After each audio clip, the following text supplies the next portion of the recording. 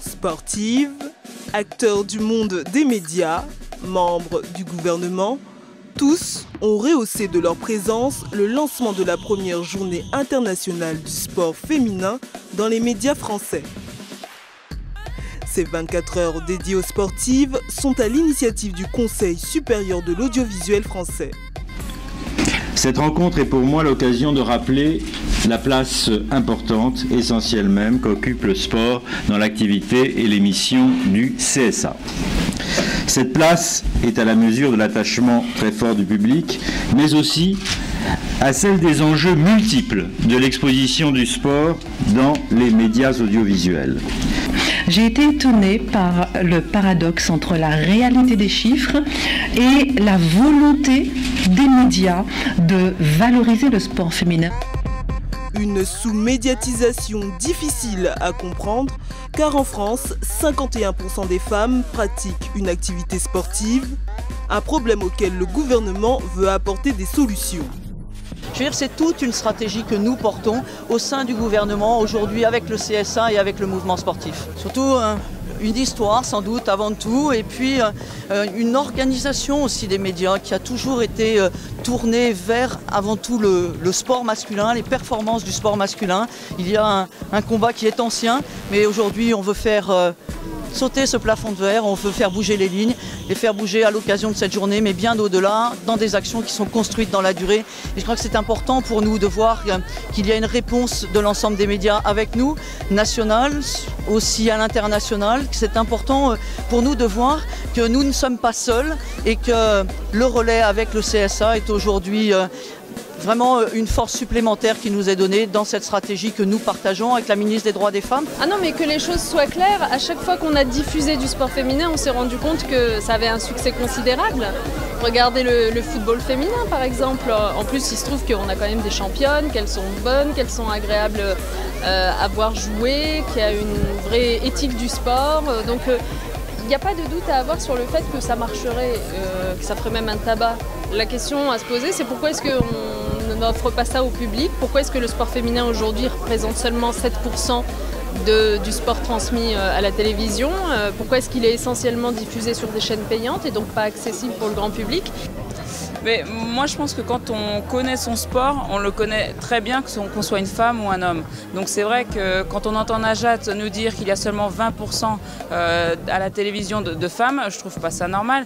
Et je pense que ça commence à changer, mais là avec tout ce qui se passe, ça va vraiment bouger et c'est ça qui fait plaisir. C'est qu'avant il y avait des petites initiatives individuelles ponctuelles, là c'est vraiment une mobilisation collective et c'est pour ça que ça va mieux marcher. Un combat intergénérationnel, une mobilisation collective appréciée par les sportifs professionnels présentes lors de l'événement. Donc mon ressenti sur l'événement, c'est une grande victoire, un grand pas en avant comparé à ma génération, les années 80, où il y avait également des performances féminines depuis une trentaine d'années et jamais exposées, médiatisées. Et donc pour moi, de m'impliquer en tant qu'ambassadrice, transmettre mon expérience pour les futures générations et de voir ce grand pas fait en avant, c'était une grande victoire. Mais je pense que c'est une très belle initiative. Avec le Club de Bourges, on avait organisé les états généraux du sport collectif féminin et je pense que c'est une évolution, le fait de consacrer 24 heures au sport féminin, c'est une belle avancée, c'est une évolution. Donc maintenant, il ne faut pas uniquement minimiser cet événement, il faut continuer derrière à faire avancer les choses, mais c'est déjà un bel événement. La conquête de la place du sport féminin dans l'univers des médias passe par les performances sur le terrain, un credo que les actrices des sports collectifs ont su relayer. Je pense que oui, pour être diffusé, il faut montrer une certaine performance et une certaine qualité dans ce qu'on exprime sur le terrain ou dans une salle.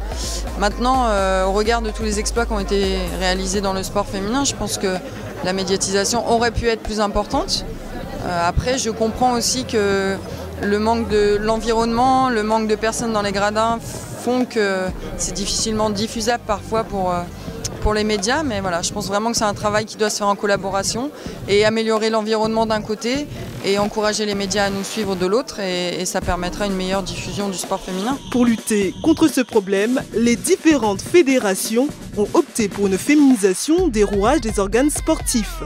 En fait, aujourd'hui, on est obligé de faire des plans de féminisation dans les fédérations pour valoriser la place et le rôle de la femme dans le sport. Aujourd'hui, on n'est pas là pour faire la guerre. Aujourd'hui, on est juste là pour prendre la place qu'on pourrait prendre. Le sport, je veux dire, ne saurait être parcellaire ou sectaire. Et il est tout à fait légitime, comme l'ont rappelé tous les intervenants de cette manifestation, que le sport féminin doit trouver la place qui est la sienne, quand on sait qu'au niveau des pratiques, quand on sait qu'au niveau aussi du management ou de la direction, il y a peu de femmes visibles aujourd'hui. Je crois que c'est quelque chose qui me semble être comme une infirmité, en tout cas un vice de forme, qu'il faudrait sans doute remédier. Faire conjuguer le sport au féminin ne sera pas chose aisée pour le CSA, mais cette noble ambition s'avère nécessaire afin de donner des ailes au sport.